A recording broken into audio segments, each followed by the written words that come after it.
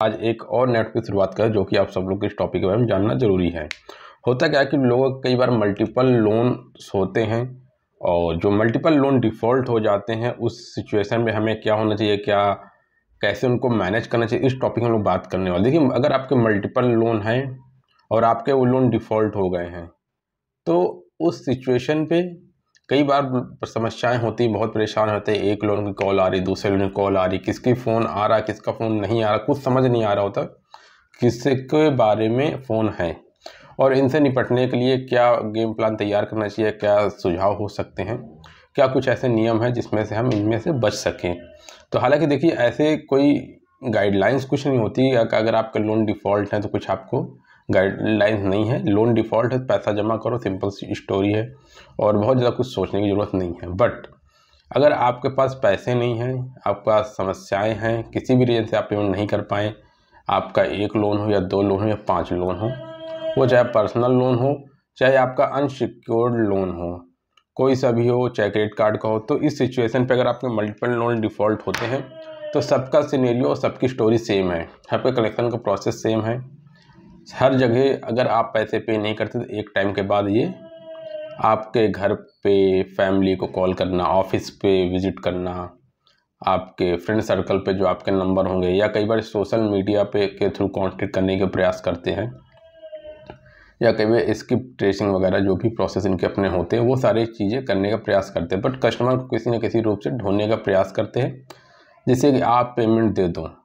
But लेकिन कई बार होता है कि लोग इस डर के मारे फ़ोन उठाना बंद कर देते हैं। जो फ़ोन उठाना बंद करने की वजह से क्या होता है, ये ज़्यादा इनको लगता है कस्टमर फ़ोन नहीं उठा, चलो अब किसी फैमिली, किसी फ्रेंड या किसी और से बात करें, शायद वो पैसा देगा। बट ऐसा नहीं है, आप फ़ोन उठाओ बट इनसे बात भी करते रहो बीच बीच।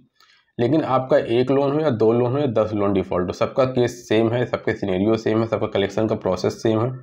पैसा नहीं पे कर पाओगे तो एक टाइम पर ये आपका सिबिल स्कोर इम्पैक्ट होगा और लोन सेटलमेंट की ओर जाएगा। तो अगर आपका ये लोन है और आप पेमेंट नहीं कर पाए तो आप परेशान मत हो, आप इनको सेटलमेंट का भी ऑप्शन एक ले सकते हो। मैं तो कहता हूँ, अगर आपके पास पैसे हैं पैसे दे दीजिए। अगर आप पेमेंट नहीं कर पा रहे, कोई रास्ता नहीं है, कहीं से कोई उम्मीद नहीं दिख रही है, तो आप सेटलमेंट के बारे में ज़रूर सोचना चाहिए। एक अच्छा ऑप्शन होता है जहाँ से आप इस प्रकार की समस्याओं से बाहर निकल सकते हैं। जहाँ पे आप ये कर सकते हैं कि आपके अगर 8 लोन है, 5 लोन है, 7 लोन है, 5 क्रेडिट कार्ड हैं, तो आप सारे लोन को एक डायरी पे लिख लो और उसके बाद धीरे धीरे कहीं कुछ पैसे अरेंज करके एक एक कार्ड को सेटलमेंट करना शुरू कर दो और धीरे धीरे करके आप सेटलमेंट करा सकते हो। होता क्या है कि सेटलमेंट बहुत अच्छा ऑप्शन नहीं है क्योंकि सिबिल ख़राब हो जाता है, फ्यूचर में लोन मिलने में दिक्कत होती। बट अगर कोई ऑप्शन ही नहीं है, कुछ कर ही नहीं सकते तो क्या करना है, तो सेटलमेंट ही एक अच्छा ऑप्शन होता है जहाँ पे आप सेटलमेंट करा के आप इससे बाहर निकल सकते हो। तो जो आपको मैंने ये बताया कि आप सारे लोन को एक डायरी पर लिख लो और उसमें से सबसे छोटा अमाउंट से के शुरुआत करके सबसे बड़े अमाउंट तक जाओ। और हर महीने जब आपका लोन के 6 महीने पूरे हो जाते हैं, अब अमूमन 25-30% में क्रेडिट कार्ड का सेटलमेंट हो जाता है, बहुत बड़ा इशू नहीं आता। तो आप उस छोटे छोटे सेटलमेंट करना आप शुरू करते हो, जिसमें से जब आप वो सेटलमेंट करोगे तो आप पहले एक का करोगे। कोई आपका 20,000 कार्ड है तो मान लो 5,000 का हुआ तो वो सेटलमेंट कर दो उसको। फिर आपका कोई 40,000 कार्ड था तो उसको हो सकता है वो आपका 12,000 में सेटलमेंट कर दे।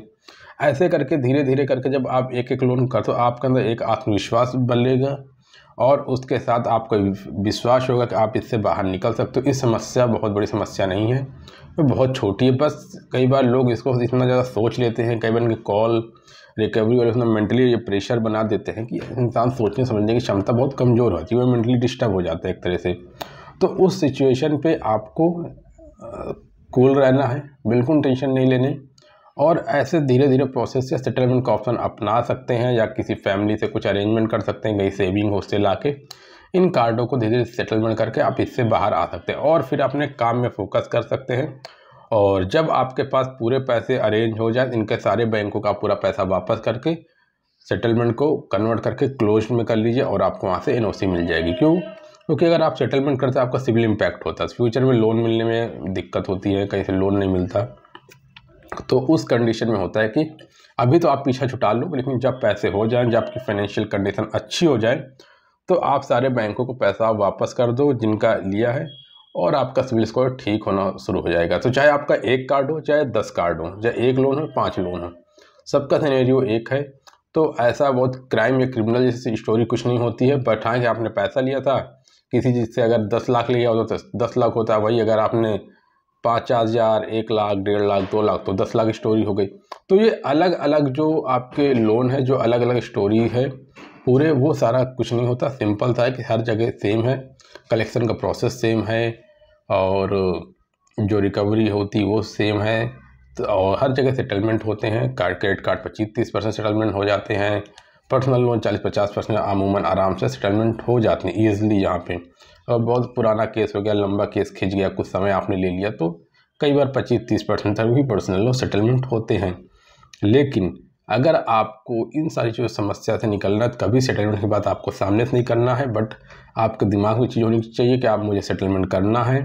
आप धीरे धीरे पैसे को अरेंज करिए, इकट्ठा करते रहिए, और जब हो इन सबको धीरे धीरे दे के छुटकारा पाइए। इसको इतना डर के बोझ की तरह नहीं लेना है।